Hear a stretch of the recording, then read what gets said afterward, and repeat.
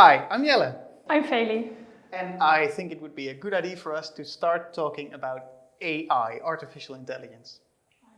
Good. So, before we start explaining everything there is about AI, which we will do, I think it's very important that we first explain that the three terms that people tend to confuse. Three terms that are very, very important to everything we'll be speaking about next. But you need to know which is which and what we mean with each one. Yeah. So, do you have any idea which three terms I'm talking about? I do. You do? Good. Yes. Good. So, I think it's the terms algorithm, machine learning, and artificial intelligence. Because a lot of people use them interchangeably, but they're not actually the same, because artificial intelligence is very much like an umbrella term. A lot of things can be artificial intelligence, but they're not necessarily machine learning. So an example of that can be if you make a giant if-else statement, that can actually work as artificial intelligence, but then that's not machine learning because the machine isn't learning, but that is an algorithm. And the same is, well, not the same, but if you write a machine learning algorithm, that's machine learning an algorithm. And that's also artificial intelligence.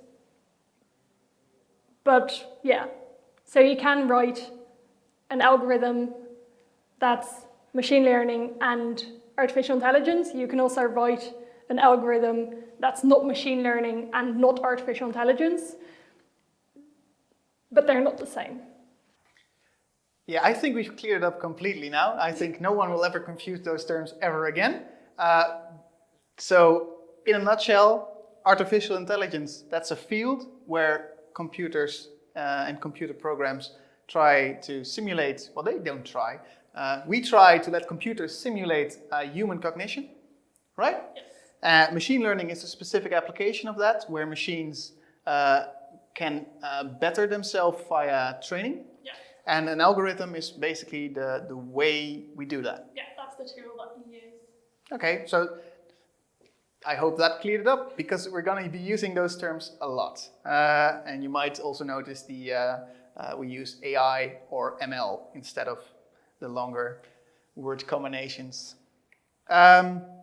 So basically what AI needs to do is approach human, reasoning or cognition, or maybe it can recognize images, vision, stuff like that. That's AI, and I think we've come a long way, haven't we?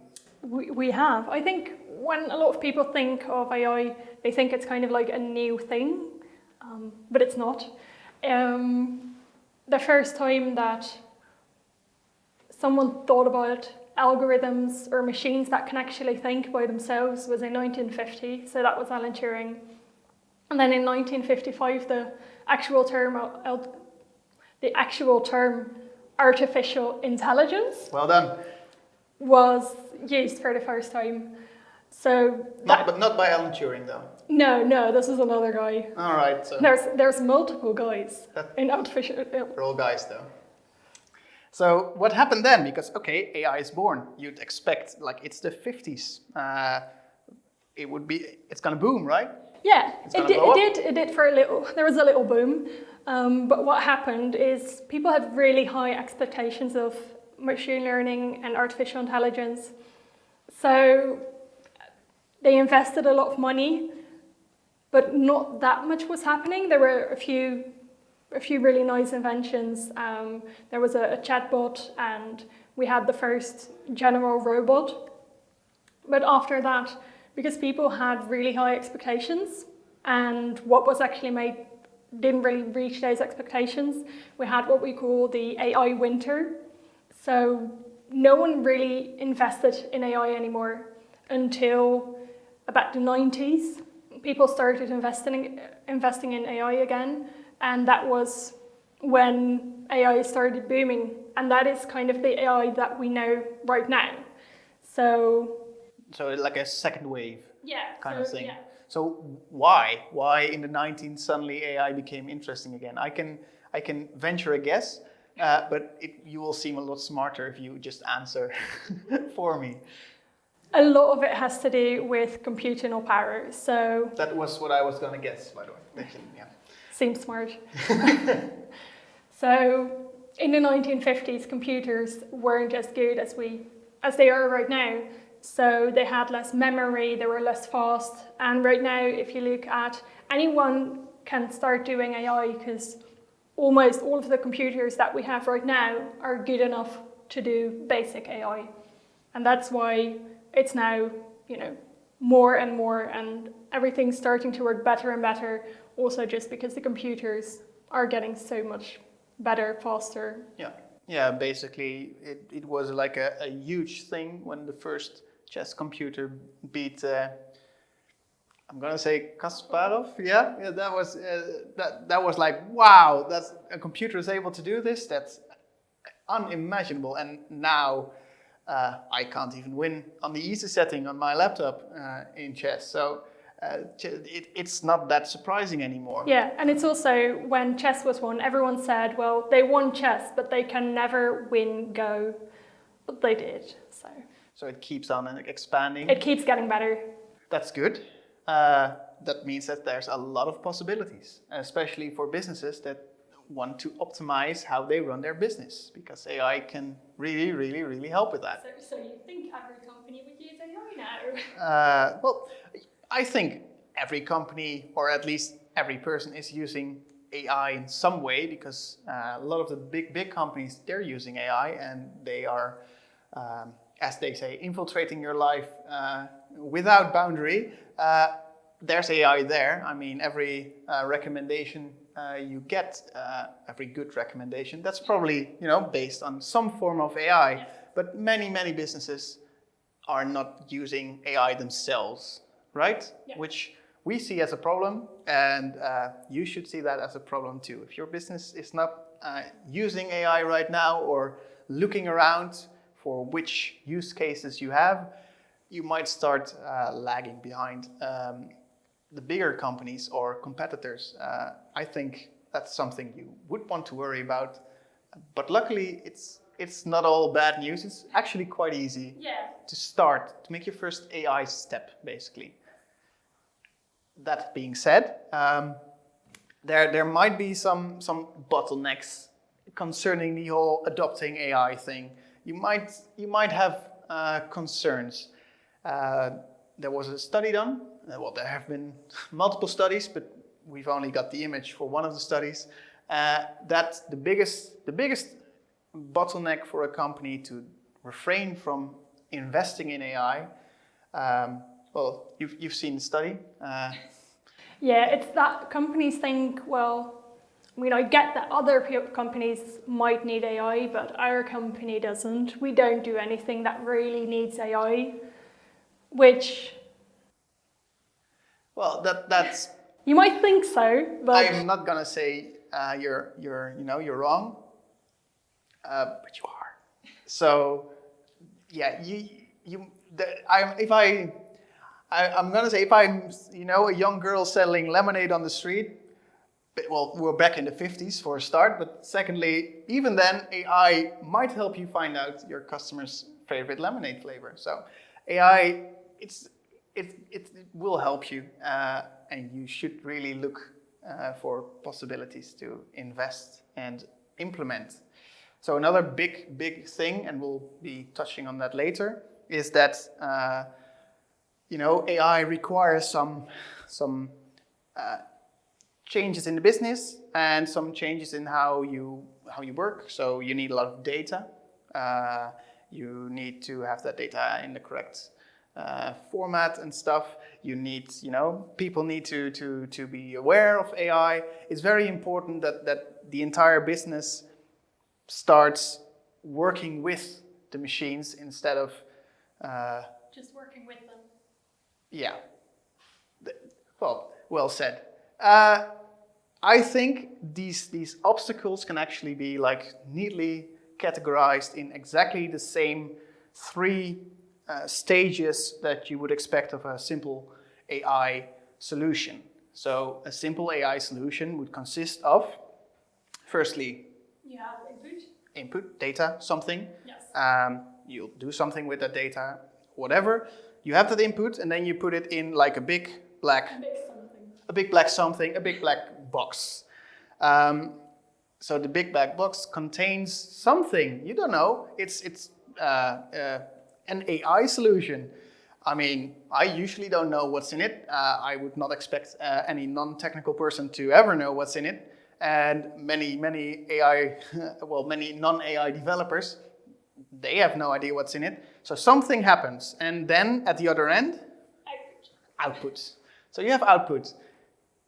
That's the 3 categories of an AI solution. That's also 3 categories where it's going to be interesting to see what kind of problems you might face. So let's say that I'm a CEO. If anyone's looking, I am available. I'm a CEO of a large or medium company, and the company's doing fine, but I am looking around. What can I do with AI? What would you guess would be the first big problem for a company? So I think, if you look at anything that you need to do with AI, then you need some data, and you're going to run into problems that are related to the data that you have or the data that you might not have. Yeah, so you're going to need a lot of data because computers are fast, but they're not necessarily as attuned to processing information. We humans are actually quite good at that, so we don't need that much information to come to conclusions. They might be faulty, but we're pretty quick with little data. And computers, they need more data. An AI solution, you'll need to feed a lot of data.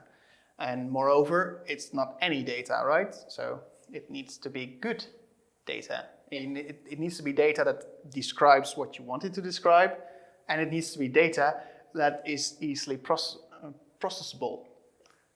That's a word. You might need to label that data even. You might need to tell the computer, this is this.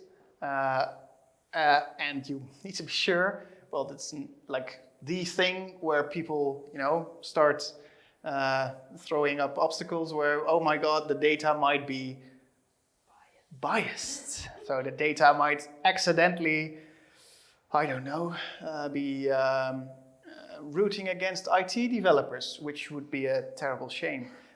Or it might only consider events in the summer because you've done all your data collection in the summer and you didn't know that was actually a big influence on your lemonade selling, for instance.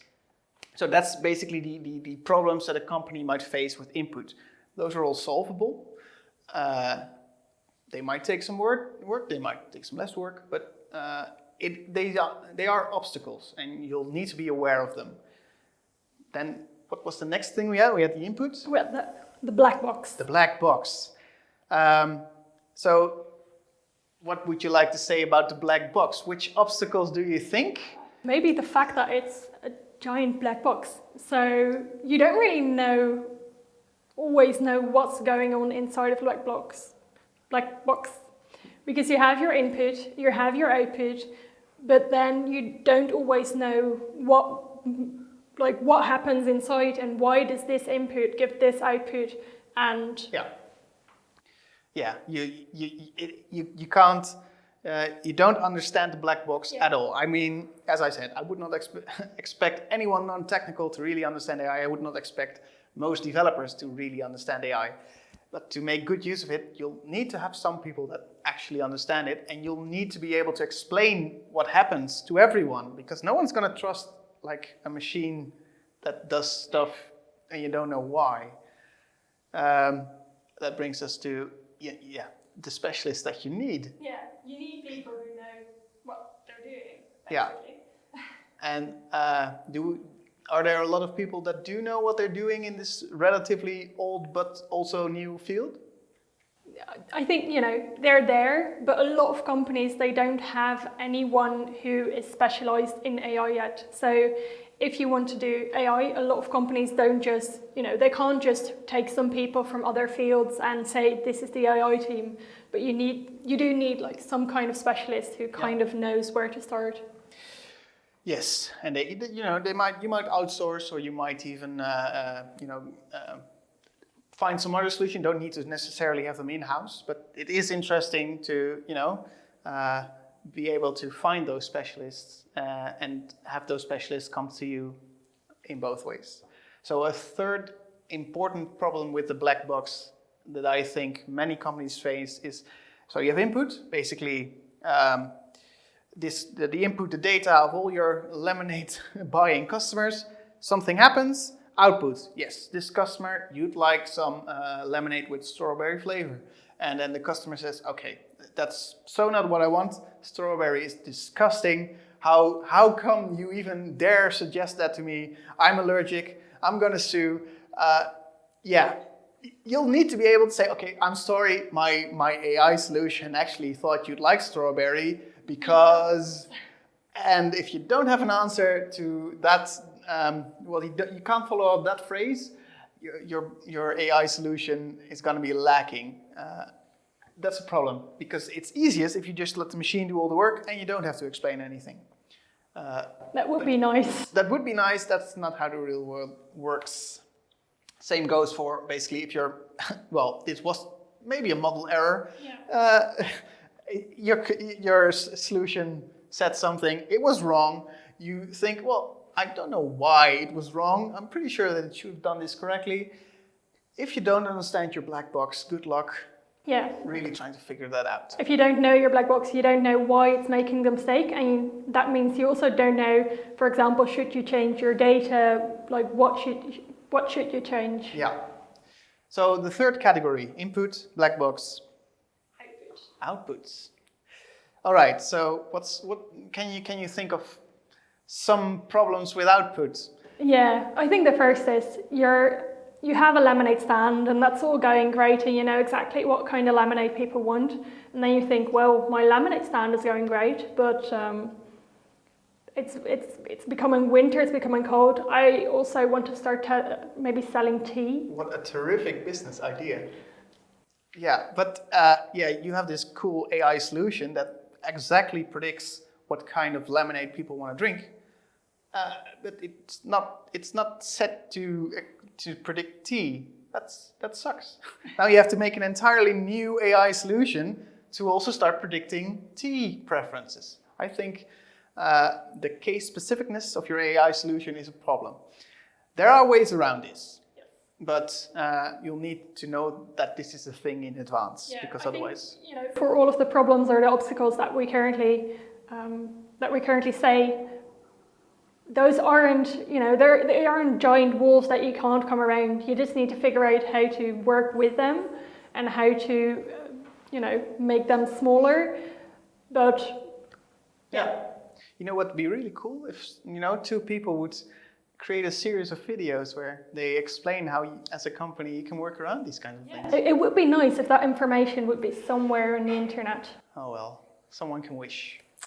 All right, so big thing that I think that is here in the output, your business needs to have realistic expectations. They need to find, they need to want the output, but they also need to not overestimate, because if you think, oh, okay, this is going to solve all my problems, you will be the cause of another AI winter.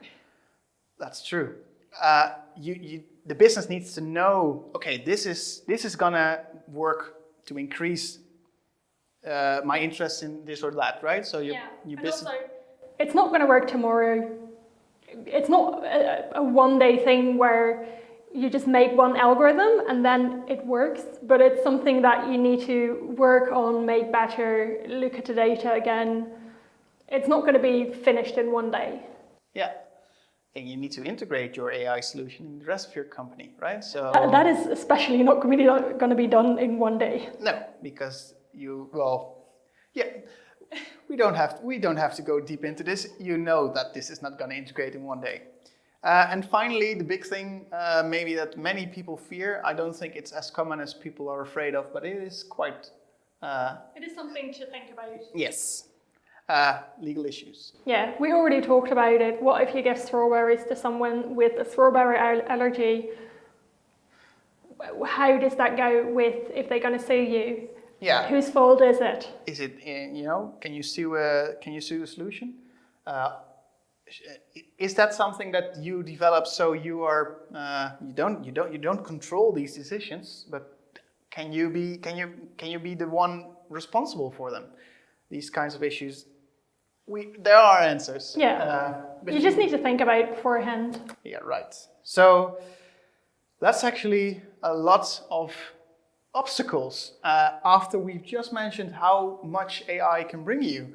So to get this back into a more positive vibe, do you think that there's more interesting use cases for our viewers than a lemonade stand? Yeah, I think even if you don't want to change your whole company to go into lemonade, you can still use AI. So, as we said before, a lot of companies say that they don't think that their company needs AI, but I think in every company you can think of some kind of use case where you could use AI. So, for example, a lot of companies have this really big set of documents with information, rules, stuff like that. And then as an employee, you might want to look at one certain rule, and then you have to go through all of the documents to figure it out. So something that could work with that is like a question answering algorithm that you could implement. So I just type in my question like, okay, who do I go to when I'm sick? And it will give you oh, you can find that in this section, or yes, even provide you the answer. Yeah. Is that hard to implement? Well, there's a lot of ways that make it simpler. There's a lot of kind of like pre-made algorithms that you can just import to make it a lot easier than it would be. You can make small steps, and then if you like it, you can do more with AI. Yeah. So that's actually what we would recommend. Baby steps. Just see what's out there. Just start. Yeah. I think that about wraps it up for today, or? Well, unless you want to know more. If you have more use, well, you're a spring of knowledge. Fire away. Well, since we can't tell you everything, we figured out it would be nice to give you a little book recommendation at the end of the video. I see where you're going. Yes. All right, so a book recommendation. What's it about? It must be about interpretable machine learning. So this is a book by Christoph Mullner, and in this book basically they explain how you can understand that black box model. So you have this black box, but what can you kind of change to make it easier to understand, and what goes on inside the black box? It's a good book, right? It is a good book. I've actually read it, so no, it is a really good book. I would recommend it. I think that's it for now. Everyone, thanks so much for watching. Bye. Bye.